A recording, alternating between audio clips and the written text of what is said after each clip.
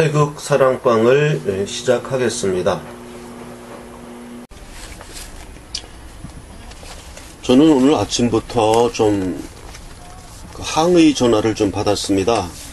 국제 전화로도 항의 전화가 왔고, 국내에 계신 분들도 항의성 전화가 좀 와서, 그 내용은 무엇냐 하면, 제가 어저께 그 조원진과 새누리당에게는 대선 후보 단일화를 실패한 책임이 있다. 그 내용에 대해서 항의하는 그런 전화를 제가 받았습니다. 그래서 좀 당부 말씀을 드리는 거는, 항의하는 건 좋다고 생각합니다. 그런데 어떤 분은 그냥 일방적으로 본인의 이야기만 계속 한 5분, 10분 동안 상대방에게는 아무런 답변의 기회도 안 주고 격분해가지고 본인의 이야기만 막 그렇게 5분, 10분 해버리면 이건 좀 곤란하다고 생각합니다. 그래서 상대방이 하는 이야기도 좀 들어주고 해야지 5분, 10분 동안 계속, 그래서 제가 할 수 없이 전화를 제가 이제 끊었는데요. 그렇게 하는 걸 좀 이해해 주시고, 우리가 대화라는 거는 그건 또 하나의 폭력이거든요. 상대방도 할 얘기가 뭐 아무리 틀린 얘기일지 모르더라도 상대방도 이야기할 시간을 줘야지, 그런 식으로 상대방은 그냥 듣고만 있어라 이렇게 얘기한다 그러면 좀 곤란하다고 생각해서, 저는 제가 이렇게 전화번호를 공개하고 전화를 회피하거나 그런 적도 없습니다. 제가 전화를 못 받는 경우는 저도 사람이라 쉬느라고 그 전화기가 다른 데 가 있다거나, 가능한 제가 옆에 놓고 받습니다. 그런데 이제 저도 너무 피곤할 때는 때로는 못 받을 경우가 있는 거지, 제가 그 전화번호를 골라가면서 뭐 받는다든지. 어떤 분은 또 070으로 전화를 하셨어요. 그래서 왜 070으로 하십니까? 그러니까 뭐 자기 번호를 일부러 회피하는 거 아니냐, 뭐 이런 식으로 의심을 하시는데, 그런 사실이 없습니다. 제가 뭐 전화를 회피할 이유도 없고요. 예. 그런 당부 말씀을 좀 드리고, 제가 받았던 그 항의에 대해서 제 나름대로 제가 답변을 좀 준비를 했습니다. 제가 홍준표 후보를 또 지지하는 쪽에서는 또 홍준표 후보에 대한 어떠한 이야기를 했을 때 또 항의를 떼고 받은 적도 있고, 또 조원진 측에 대해서는 또 그런 식으로 또 항의를 받은 적이 있고, 그래서 제가 어느 쪽으로도 그 비판을 또 항의를 안 받는 방법이 하나가 있습니다. 그거는 양비론이에요. 양비론. 양쪽 다 비판하는 거, 양비론. 학자들이 그런 걸 많이 하죠. 양비론. 근데 저는 물론 양쪽이 다 잘못했을 때는 양비론을 하는 게 맞다고 생각하지만, 그렇게 자신의 안위를 위해서 양비론을 피는 사람들 보면, 그럼 저 사람은 도대체 뭐 하자는 건가? 저는 그 무조건적인 양비론은 반대합니다. 미세하나마 51대 49로 한쪽이 우세하다면 그쪽 선을 들어줘야 하는 것이요. 그래야 결과가 나오지. 51대 49인데 너 둘 다 피장파장이니까 둘 다 반씩 나눠 가져라 이렇게 얘기해 버리면 그건 해결이 아니거든요. 그 판사들도 그렇답니다. 판사들도 초임 판사일 때는 양비론을 하고 절충주의를 하고, 그럼 한 발짝씩 물러나라라는 판결을 내린다고 하는데, 판사도 구력이 올라가면 양측 얘기를 들어보면 이게 51대 49로 이쪽이 맞구나 하는 판단이 잘 선답니다. 그 다음부터는 한쪽 편을 드는 거예요, 판사도. 그렇게 해야 판결이 나는 거지, 양비론, 양쪽 다 틀렸다 이래버리면, 저도 제가 이런 태극 방송만을 하겠다, 그래서 이렇게 사람들 뭐 조회수 많이 올리고 무슨 뭐 그런 인기를 계속 끌려는 생각을 갖고 있다면 이렇게 방송 안 합니다. 이렇게 항상 대안을 이야기하고 결론을 내려서 그 결론을 반대하는 사람들에게는 항의받는 이런 거 안 합니다, 저도. 그러나 그렇게 하는 거는 나는 안전할 수 있고 나는 편할 수 있지만 프로덕트가 없는 거예요, 프로덕트가. 어떤 결론을 내리고 한쪽 편을 들고 미세하나마 이쪽이 더 옳다 이런 결론을 내려야 그 다음에 행동을 나갈 수 있는 것입니다. 저는 그렇게 생각하고 제가 그렇게 양비론 할 줄 몰라서 이렇게 방송하고 항의받고 하는 거 아닙니다. 저도 얼마든지 양비론 펴면은 편해요. 이쪽은 이래서 틀렸고 저쪽은 저래서 틀렸으니까 양쪽 다 잘못된 점을 반성하고 우리 새날을 향해 나아갑시다. 이렇게 얘기해버리면 그렇게 얘기하는 사람 많습니다. 예. 그럼 아무 책임이 없거든요. 저는 그렇게 안 합니다. 안 하는 이유는 어떠한 그런 인기 영합이나 이런 것보다도 어떤 주관을 내세워야 되는 거 아니겠습니까? 예, 제가 그런 걸 몰라서 양비론 안 하는 게 아닙니다. 그러면 아까 하던 얘기를 계속 하겠습니다.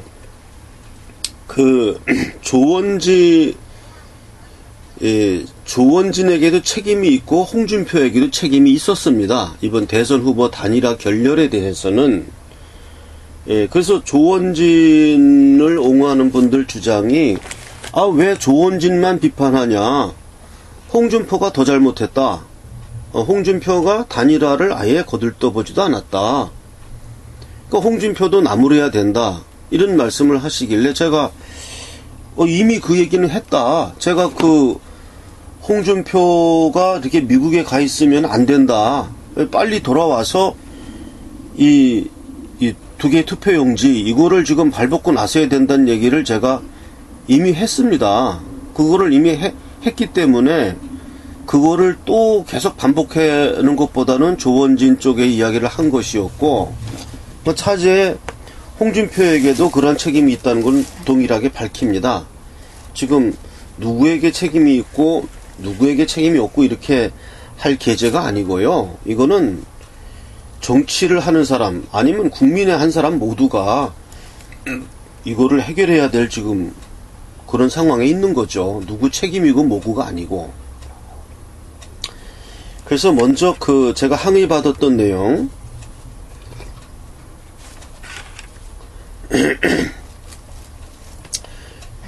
첫 번째, 홍준표가 조원진의 단일화 제의를 이런지하에 거절했고, 조원진이 내세우는 정말 다 양보하더라도 이것만은 안 된다. 예를 들어서 탄핵 찬성한 사람들 받아들이는 건 안 된다. 이런 정말 그 마지노선적인 이야기까지도 홍준표는 거부했다는 거죠. 거부하고 김성태는 이런 사람들 받아들였습니다. 이런 사람들하고 어떻게 단일화 하느냐. 그렇기 때문에 조원진에게는 후보 단일화 결렬의 책임이 없다는 것입니다. 두 번째는 홍준표는 원래가 탄핵 찬성하는 사람이었고 박근혜 폄하 발언을 했고 이런 식이었고 또 바른정당에서 돌아오는 사람들도 받아들였고, 이런 사람을 어떻게 지지하느냐. 그렇기 때문에 후보 단일화가 결렬된 것에 대한 책임은 홍준표 쪽에 있는 것이지 조원진에게는 없다. 이게 또 그분들의 주제예요. 그 문제에 대해서 제가 먼저 제 입장을 설명하겠습니다. 제가 그러한 거를 몰라서 조원진에게 책임이 있다라고 얘기하지는 않습니다. 제가 조원진에게 후보 단일화 결렬에 책임이 있다라고 이야기한 것은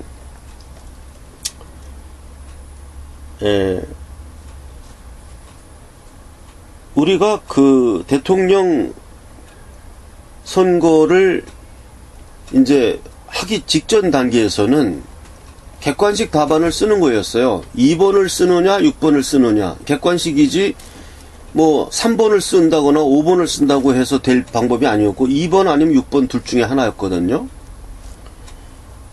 그러면 앞만 봐도 그 당시 상황에선 2번이 더 유력했기 때문에 2번을 밀자라고 얘기한 거지, 2번이 옳다든지 2번이 뭐 정당성이 있다든지 2번을 원래부터 뭐 지지했다든지 그래서 2번을 홍준표를 하자고, 저도 그렇고 홍준표를 지지했던 많은 사람들도 다 동의할 것입니다.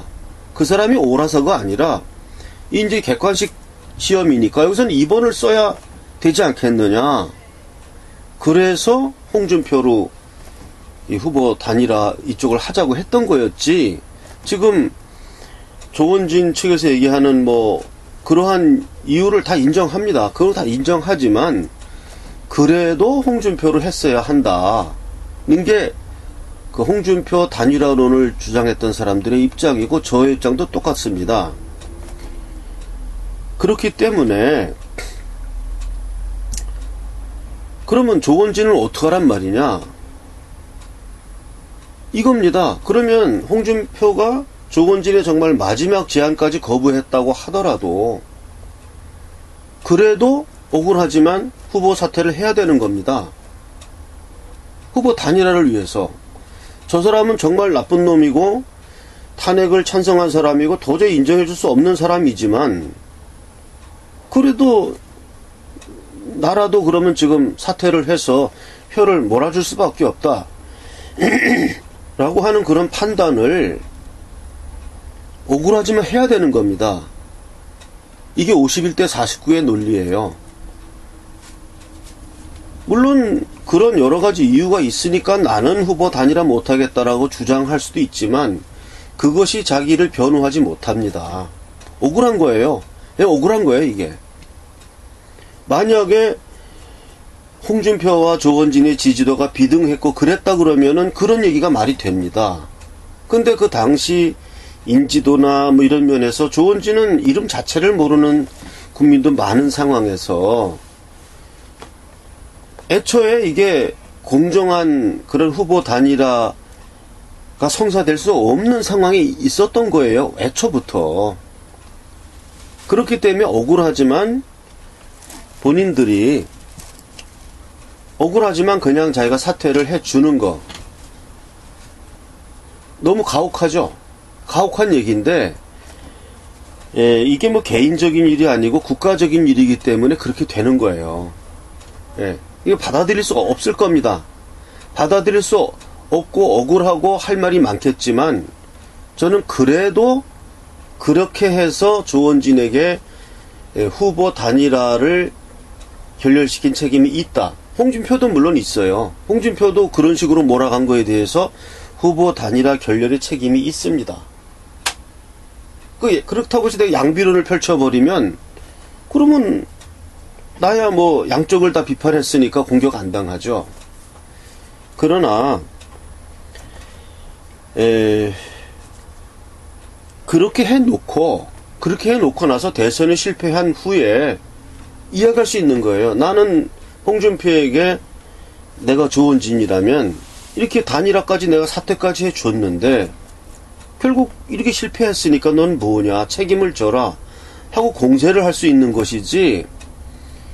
또 조원진을 지지하는 분들은 그래요. 봐라, 선거 결과 어떻게 나왔냐. 홍준표는 어차피 질 거였다.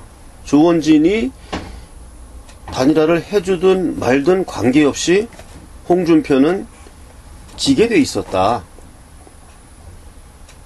그러니까 후보 사퇴하는 것이 맞다. 이렇게 또 논리를 펴시는데 저는 그렇지 않다고 생각합니다. 그건 이미 결과가 나왔기 때문에 아는 것이고 그 당시 상황은 결과가 나오기 전이었어요. 그리고 제가 누차 얘기했지만 대선을 이길 수 있다고 생각하는 사람과 이길 수 없다고 생각하는 사람이 이렇게 논란이 되면 이길 수 없다고 생각하는 사람은 무조건 물러나야 되는 겁니다. 왜 이길 수 있다고 생각하는 사람들이 이길 수 없다고 생각하는 사람의 말을 받아들이고 거기에 대해 맞춰서 그러면 해야 되는가 이거죠. 그런 논리는 성립이 안 됩니다. 그러니까 많은 분들이 그렇게 예상을 했어요. 이번 대선에서는 진다. 어떤 수를 써도 단일화를 해도 진다. 그럴 바에는 조원진이 후보 사퇴를 안 하고 대선 패배 후의 행보를 위해서 그 행보를 위해서 끝까지 완주하고 그 다음에 패배 후에 새롭게 뭐 해 나가야 한다. 이렇게 주장하는 거 알아요. 그러나 그것의 가장 큰 취약점은 뭐냐 하면 그렇다면 그렇게 대선 패배할 걸 알았으면 자기가 물러나도 질 거를 알았다고 하더라도 저쪽은 모르고 있었으니까 이길 수 있다는 희망 속에 있었고 그건 아무도 모르는 거거든요. 표를 몰아줬을 때 어떻게 됐을지는 물론 지금 결과가 맞다면 부정선거가 아니고 맞다면 조원진이 몰아주었어도 홍준표가 힘들었을 것이다라고 누구도 생각할 수 있어요.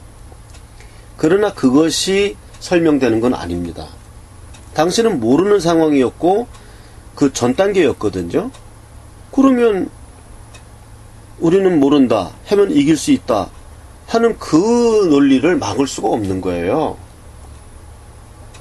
그렇기 때문에 저는 이 조원진을 지지하는 사람들이 내세우는 이거 봐라 결과가 이렇다 이런 논리도 굉장히 취약한 내용입니다. 예, 그렇기 때문에 저는 이 조원진에게 이 후보 단일화의 책임이 결렬된 그 책임이 있다고 보는 거예요. 홍준표에게도 있어요. 그러나 조원진에게 더 있다고 보는 거예요. 홍준표가 조원진을 코너로 몰아붙였고 조원진이 제시하는 그 마지막 카드까지 져버렸고 뭐 억울하게 했고 가혹하게 했고 나쁜 짓을 했다고 하더라도 그렇다고 하더라도 어쨌든 그럼 누구 때문에 결렬 후보 단일화가 안 된 거냐라고 묻는다면 우리가 그 문제에 답을 해야 된다면 그건 조원진 때문이다라고 답을 해야 되는 겁니다. 예, 이건 제가 홍준표를 좋아해서 하는 얘기도 아니고 그 당시 상황에서는 조원진으로의 단일화는 아예 생각할 수가 없는 거였기 때문에 홍준표로의 후보 단일화만 우리가 생각할 수 있었어요. 그런 상황에서 다른 이야기를 하는 건 객관식 시험 치는데 다른 이야기 하는 거와 비슷해요. 2번을 써야 되는 겁니다. 그냥 억울하죠. 문제가 잘못 출제된 거예요. 예. 문제가 잘못된 문제입니다. 그리고 객관식 시험 문제라는 게 그런 식으로 출제합니다. 누가 봐도 이게 100% 옳다 이런 것을 1번 보기 해가지고 1번 답으로 하지 않습니다. 요거는 한 70% 옳고 요거는 한 60% 옳고 요거는 한 뭐 80% 옳고 이렇게 해놓고 답이 뭐냐 그래갖고 제일 옳은 거 80% 된 거 이거를 고르는 게 정답으로 하는 게 객관식 시험 아닙니까? 그 옆에 거는 한 70% 옳고 이게 1번은 80% 오르면 80% 오른 게 정답이라고 보는 거예요. 이번 대통령 선거도 마찬가지였습니다. 홍준표가 무슨 뭐 100% 옳다는 것도 아니고 이 사람도 많이 잘못이 있어요. 틀렸어요. 많이. 그래도 다른 보기보다는 그래도 상대적으로 조금 더 이게 프로테지가 높으니까 이걸 우리가 답으로 보는 거죠. 우리는 그런 절박한 상황 속에 있었던 거예요. 엄청 마음에 안 들지만 그렇게라도 홍준표가 답이라고 찍어야만 되는 그런 비극적인 상황에 있었던 겁니다. 비극적인 상황에 다 있었는데 나는 그것을 안 받아들인다고 해서 안 받아들여지는 것도 아니고 결과는 이렇게 일어났거든요. 대선 패배라는 걸로. 예. 그래서 좀 두서없이 말씀을 드렸는데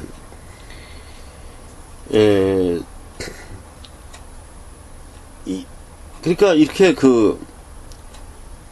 조원진에게 책임이 없다는 논리로 내세우는 거 홍준표가 잘못했다. 이렇게 잘못했다. 그렇기 때문에 조원진이 물러날 수 없었다. 이런 설명으로 안 된다는 거예요. 그러니까 좀 굉장히 억울한 결론입니다. 제가 내리는 건 저는 양비론을 택하지 않고 한쪽을 택하기 때문에 1번 아니면 2번 답은 객관식이니까 저는 1번을 찍든지 2번 찍든지 둘 중에 하나를 찍어야 됩니다. 예. 1번과 2번 동시에 두 개 다 쓰면 그 무효표니까. 저도 괴롭습니다. 이런 얘기를 하는 게. 그러나 소위 말하는 평론가라는 사람들 나와갖고, 이쪽 후보면 이쪽이 틀렸고, 저쪽 후보면 저쪽이 틀렸고, 이렇게 적당히 하는 거, 그거는 아무 필요 없는 얘기입니다. 예. 예, 그래서 조금 가혹하고, 억울하고, 정말, 하고 싶은 얘기 많겠지만은,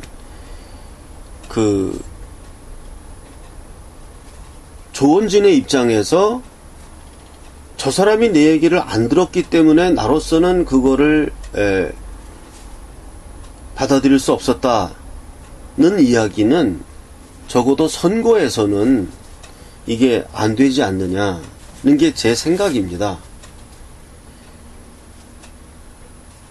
그만큼 홍준표가 더 이렇게 어떤 우위에 있었고, 그 당시 지지도나 인지도나 모든 면에서 홍준표로의 단일화만이 가능한 상황이었기 때문에, 또 홍준표는 그렇기 때문에 그렇게 배짱 부리면서 나온 거였고,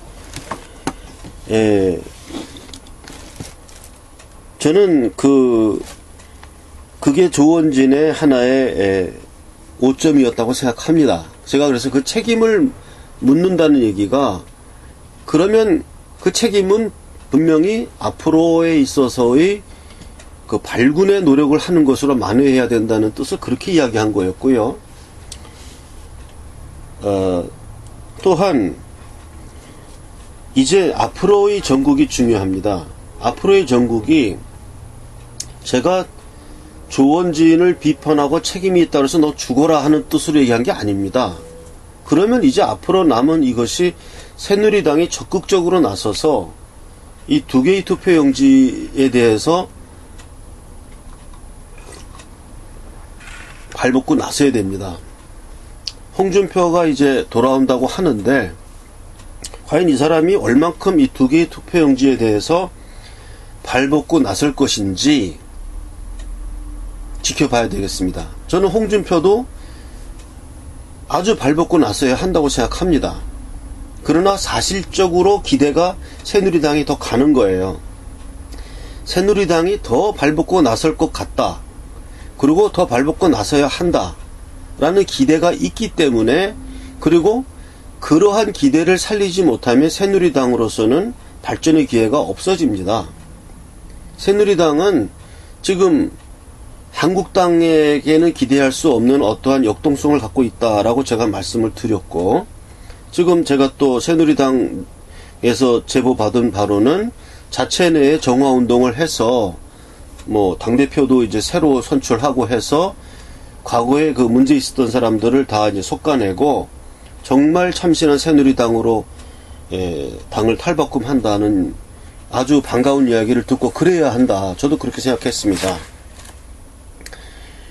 제가 조원진 후보를 그렇게 후보 단일화 책임이 있다라고 아주 준열하게 제가 비판하는 거는 51대 49으로 비판하는 거지만, 저는 제발 좀 하는 거는, 우리 딱 인정할 때는 딱 인정하고, 그래, 나 할 말 많지만 얘기 듣고 보니 그랬겠구나, 내가 이거를 사퇴해야 됐었구나, 그래 솔직히 인정한다, 딱 인정하고 그만큼 내가 몇 배로 앞으로 더 하겠다, 이렇게 결기 있게 나가는 이런 모습들을 왜 못 보입니까? 왜 끝까지 홍준표가 저렇게 졌다우로 나왔기 때문에 저런 식으로 나오는 사람한테 난 양보할 수 없었다, 왜 이런 이야기를 하냐 이겁니다. 그거는 폭이 좁아요. 폭이 좁습니다. 그렇게 정말 김성태 같은 애들 받아들이는 거 보았지만, 그래, 억울하지만, 지금 나는 국민이 모르는 사람들도 있을 지경에 인지도도 떨어지고, 이런 상황에서, 그래, 좋다, 그러면 이번에 양보해 주겠다, 몰아주겠다, 대선 후에 보자, 이렇게 정정장당하게 그렇게 하고 대선 패배하고 났으면 그때 가서 나는 분명히 밀어줬다, 이게 뭐냐, 당신은 은퇴해라 라든지 이런 식으로 왜 좀 크게 나갔으면 좋겠습니다. 이게 큰 정치 아닙니까? 그 전에 그 전두환 대통령이 말한 그 큰 정치를 좀 해야 됩니다. 이렇게 상대방이 뭘 잘못했기 때문에 나의 행동은 그래서 잘못이 없다. 이렇게 시작하면요, 이게 안 됩니다. 이거 그런 식으로 하면 상대방도 또 그거 갖고 물고 늘어져요. 너는 뭘 잘못했다 이거예요. 그러면 서로 이제 머리끄댕이 잡고 잡아 당기고 이런 꼴밖에 안 됩니다. 그러니까 머리끄댕이 잡고 이런 거 하지 말고, 억울하더라도 그래 그러면 내가 인정해 주겠다. 네, 좋다. 책임지겠다. 그리고 우리 이제 새로 이렇게 한다. 새로 이렇게 하고, 지금 투표용지 부정이 큰 문제니까 우리 새누리당이 적극 나서서 하겠다. 이거 잘 안 하려고 그럽니다. 사람들이 지금. 예. 안 하려고 그래요. 뭐 압력도 엄청날 겁니다. 그리고 지금 제가 화면으로 비치는 진상규명위원회, 그 안동데일리라고 하죠.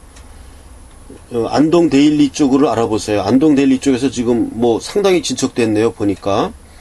이쪽에서 일을 하고 해서, 말이 좀 헛나갔는데요.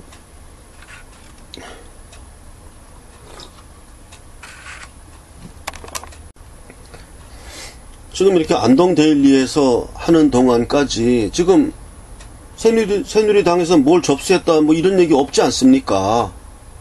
그래 놓고서는 뭐 자꾸 딴 얘기 하지 마시라고. 제가 모든 거는 행동으로 해야 된다 그러고, 저도 그러면 이제 우리 태극사랑이라도 다음 주 월요일에 가서 뭐 알아봐야 되지 않겠느냐고 얘기가 나왔던 거는, 뭐가 무슨 고발이나 무슨 소장 접수했던 얘기가 안 들리니까, 그러면 이렇게 얘기한 거지. 그 새누리당에서 지금 뭐 했습니까? 이 얘기 나온 지가 언젠데, 그러면 새누리당에서 무슨 뭐 소장을 접수했다라든가 이런 게 나와야 되고, 예? 한국당에 대해서도 한국당도 그런 얘기를 해야 되는데, 거기는 원래가 그렇게 막 잡탕찌개식으로 돼 있어가지고 그 당론이 그 통일되겠습니까? 그 안에서. 그러니까 그쪽에 대한 기대치는 약한 거예요. 솔직히 말씀드려서. 그러니까 새누리당에 대해서 그런 기대치를 갖고 있었는데 뭐 잠잠하니까, 그러니까 제가 조원진 책임론도 이야기한 거고, 뭐 하는 거냐 이런 얘기를 한 겁니다. 우리는 뭐 하려고 하고 있어도 그거 필요 없어요. 그럼 정당이란 조직체가 이미 어떠한 행동을 보였어야죠. 그 소장이 접수됐다 그러면 우리 태극사랑까지 왜 그런 것까지 신경 써야 되고 그거 알아보러 다녀야 됩니까? 바빠 죽겠는데. 이거 예? 신문 이거 지금 이거 지금 할 일이 많은데, 그러니까 자꾸 이렇게 그 행동을 안 해놓고 나서 나중에 무슨 딴 얘기하고 이런 거 하지 맙시다. 예? 그렇게 하면 안 돼요. 그게 결국 그게 제가 얘기한 거 다 입으로 뭐 하는 거고, 지금 굉장히 중요한 겁니다. 이게 지금 제가 이 방송을 홍카 방송인가요? 보니까 이분 말이 맞습니다. 이게 지금 투표용지가 부정이 있다 그러면 이번 대선은 무효예요. 난 그렇게 생각합니다. 그리고 선관위가 투표용지가 2개가 있었다, 뭐 그렇게 얘기했었으면 또 모르죠. 근데 뭐 절대 그런 일 없다는 거 아닙니까? 선관위가 거짓말을 했는데 선거 관리하는 사람이 거짓말을 했다 그러면 그 대선 결과가 어떻게 정당합니까? 그건 무효인 거예요. 새로 해야 됩니다. 새로. 선관위 다 교체한 다음에, 예? 새로 민선으로 된 걸 조직해가지고 새로 대통령 선거해야 됩니다. 예, 그렇게 해야 되는 겁니다. 굉장히 중요한 문제예요. 그래서 이러한 중요한 문제를 여태껏 안 했다는 것 자체가 이미 명백한 거 아닙니까? 벌써 얘기가 나왔어야 돼요. 대법원의 소장이 접수되었다. 응? 당선 무효 소송이 접수되었다. 이런 얘기가 나왔어야 된다니까요. 그래서 제가 지금 당부 드리는 거는, 상대방이 잘못된 점이 있었기 때문에 내가 이렇게 한 것은 맞다. 나는 이렇게 해서 잘못이 없다. 이렇게 얘기하면 안 됩니다. 그렇게 얘기하면 안 되고, 나는 이렇게 잘한 게 있다. 이렇게 얘기가 나와야 됩니다. 나는 이거를 잘했다. 나는 대법원에다가 당선 무효 소송을 접수했다. 난 이걸 잘했다. 내가 이런 것을 잘했다. 이런 얘기가 나와야지, 상대방이 이렇게 잘못한 게 있기 때문에 내가 이렇게 안 한 것은 맞다. 이런 식으로 자꾸 방어 논리를 하면 안 됩니다. 방어하지 말고, 공격. 나는 이렇게 대법원에 가서 소장을 접수했다. 우리 새누리당은 당선 무효 소송을 접수시켰다. 나는 이렇게 잘한 일을 했다. 이렇게 적극적이고 프로덕티브한 얘기를 해야 돼요. 예. 저는 지론이 그겁니다. 이 지도 잘한 사람들, 응? 지도 잘한 사람들은 내가 이거를 잘한 일이 있다. 이런 얘기를 해야지, 나는 이렇게 상대방이 이렇게 해서 잘못한 일을 했기 때문에 나에게는 이렇게 책임이 없다. 이런 얘기를 하면 안 됩니다. 그건 지도자가 아니에요. 그건 일반 시민입니다. 일반 시민들은 그렇게 살면 됩니다. 예. 나는 이렇게 했기 때문에 나는 이렇게 아무 일도 하지 않았다. 나에겐 아무 잘못이 없다. 나는 처벌받을 이유가 없다. 이거 일반 시민이 하는 얘기예요. 정치 지도자는 그런 얘기 하면 안 됩니다. 나는 이거 잘한 일이 있다. 그래서 나 이렇게 잘했다. 그렇게 하고, 잘못한 거를 누가 공격하면 당하면 되는 거예요. 예, 그럼 잘못한 거를 날 공격해라. 그럼 내가 잘한 건 뭐가 있다. 이렇게 나가야지, 그게 정치 지도자고, 정치 지도자지, 어떻게 그렇게 나에겐 잘못이 없다. 이렇게 나갑니까? 예, 그런 의도로 제가, 새누리당과 조원진 의원의 책임을 이야기한 것이고, 그것을 뒤집어서 이야기하면은 이제 이것이 큰 기회가 온 겁니다. 새누리당과 조원진 후보를 중심으로 하는 새로운 새누리당의 태동을 위한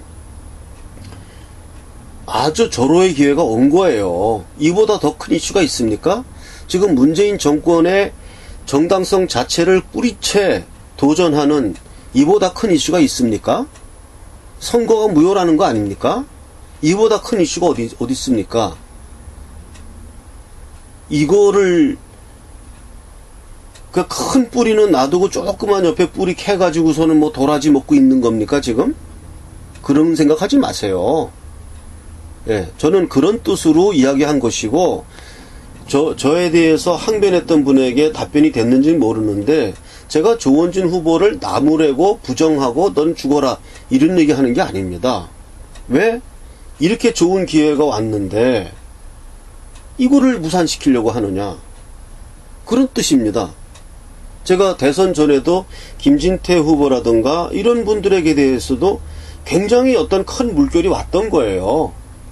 대선에 실패가 됐든 후보가 성공이 됐든 간에. 그러나 본인이, 제가 여러 번 그 삼고초려 이야기도 했겠지만 본인이 그만큼 대응을 못했어요. 그러면서 물결이 지나가니까 그 다음엔 홍준표로 물결이 넘어갔고, 물결이 한번 지나가고 나면 그 다음에는 뒷북치기죠. 황교안도 마찬가지였습니다. 이제 누가 황교안을 기억하겠습니까? 본인들의 다 하기 나름인 것이고요. 그래서 제가 하는 방송에 대해서 이렇게 항의해 주시고 관심을 가져주신 것에 대해서 감사합니다. 그리고 제가 이렇게 어떤 비난을 받을 수밖에 없는 이유는 제가 양비론을 택하지 않기 때문입니다. 제가 추구하는 바는 양비론을 택해서 인기를 많이 끌어서 구독자 수를 늘리고 조회수를 늘려서 어떻게 그 다음 단계로 나가고자 하는 그런 목적보다는 선명하게 어떠한 왼쪽이냐 오른쪽이냐를 분명히 가려서, 우리가 양갈래길이 나오면 어느 한쪽으로 가야 되는 거 아닙니까? 길이 양갈래라 그러면 분명히 한쪽 길은 틀리고 한쪽 길은 옳아요. 그거밖에 없습니다. 그럼 한쪽을 선택해야 되는 것이고, 때로는 그 선택이 틀릴 수도 있는 것입니다. 제 판단이 틀릴 수도 있어요. 그러니까 제 판단이 틀렸다고 느끼실 때는 언제든지 비판을 해주시고 전화를 해주시는 건 감사합니다. 다만 폭력적인 전화만은 좀 피해 주셨으면 좋겠습니다. 그렇게 막 5분 10분 동안 일방적으로 자기 얘기만 하고 이렇게는 좀 안 해주셨으면 좋겠습니다. 예, 그래서 제가 말씀드리는 그 요지가 무엇인지 전달이 되었을 거라고 생각하고요. 오늘 방송을 이만 마치겠습니다. 태극신문에 대해서 문의하시는 분이 있어서 답변합니다. 태극신문은 우리 보수 우파를 대변하는 정론지를 지향하고 그것을 목표로 처음에는 주간이나 2주간 정도로 발행을 시작하면서 나중에 점점 사세가 확장되어 가면 매일 신문을 목표로 지금 발간할 계획으로 있습니다. 이를 발간하기 위한 태극사랑 주식회사를 설립하였고 거기에 대한 주식을 한 주당 500원에 주식 참여자를 모집하고 있는 것입니다. 태극신문을 창간하기를 희망하시는 분들은 태극사랑 주식회사의 국민 참여 주식에 참여해 주시면 되는 것입니다. 태극사랑 주식회사의 은행 계좌번호를 알려드리겠습니다. 국민은행 595137-01-001768 5951-01-001768 태극사랑 주식회사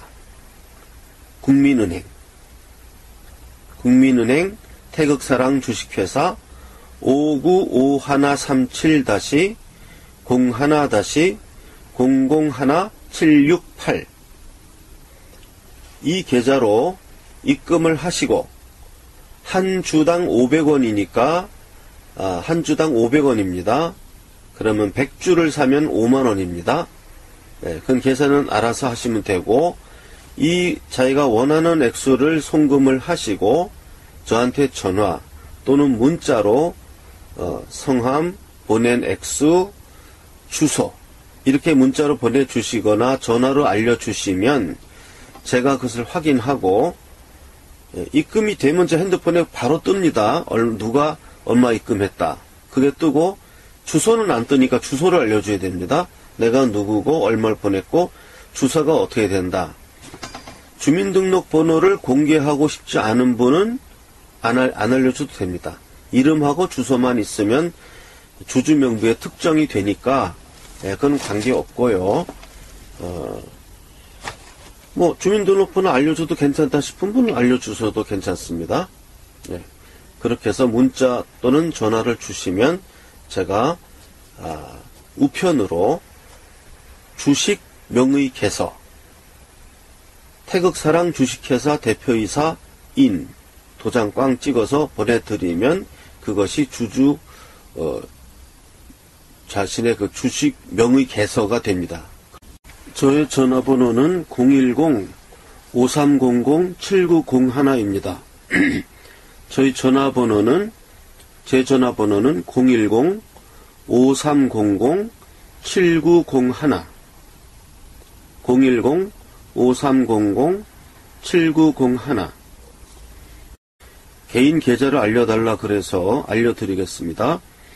새마을금고 3904-09-01-39429 제가 전화를 많이 받는데요. 꼭 저를 만나서 이야기하고 싶은 분, 또 자기 요즘 많이 어렵죠. 생활하는 게 어렵고 전국도 어렵고 뭔가 하소연하고 싶고 이런 분들은 좋습니다. 어떤 용건도 좋고 중요하든 중요하지 않든 우리는 자꾸 만나는 것이 중요하니까 저한테 전화로 연락을 주시면 만날 장소와 시간을 정해서 만나도록 하겠습니다. 제 전화번호는 010-5300-7901 010-5300-7901입니다. 연락 주시면 제가 시간과 장소 서로 만나서 이야기를 하도록 하겠습니다.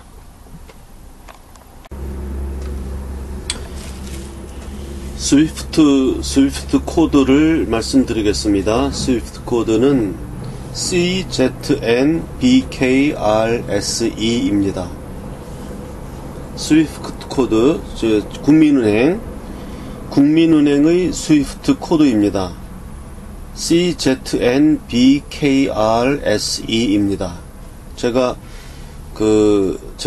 늘 얘기하는 그 계좌에서 국민은행 595137 그 계좌 있지 않습니까? 이 계좌로 해외에서 송금하려고 하는데 스위프트 코드를 몰라서 송금이 안 된다고 저한테 연락이 왔어요. 그래서 제가 은행에 알아보니까 국민은행의 스위프트 코드는 CZNBKRSE입니다.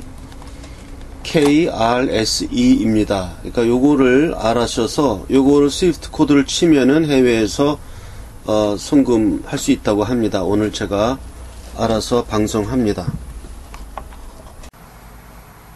태극신문 구독 신청을 받습니다.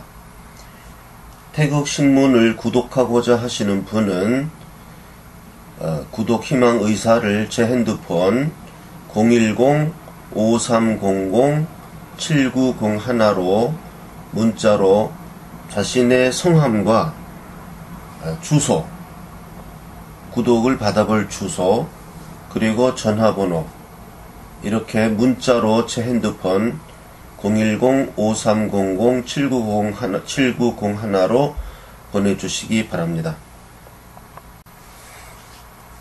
태극사랑합창단 모집 공고입니다. 태극사랑합창단의 연습 시간은 토요일 11시에서 1시에 합니다. 장소는 아직 미정입니다만은 시간은 토요일 11시에서 1시에 하니까 태극사랑합창단에 참여하고자 하는 대한민국 남녀노소 성별, 연령 불문합니다.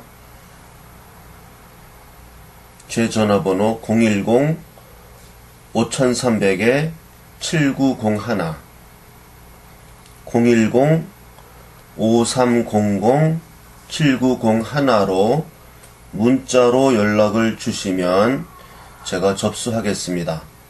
다시 한번 말씀드립니다.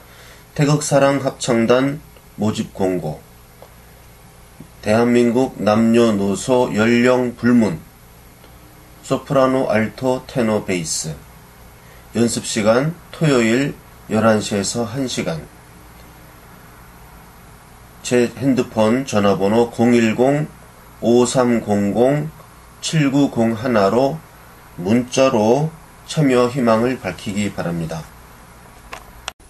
제가 뭐 하는 사람인지 또 궁금해 하시는 분들도 있고 그래서 제가 성악가예요. 테너입니다. 그래서 제가 연주했던 동영상 하나를 같이 편집해서 올립니다.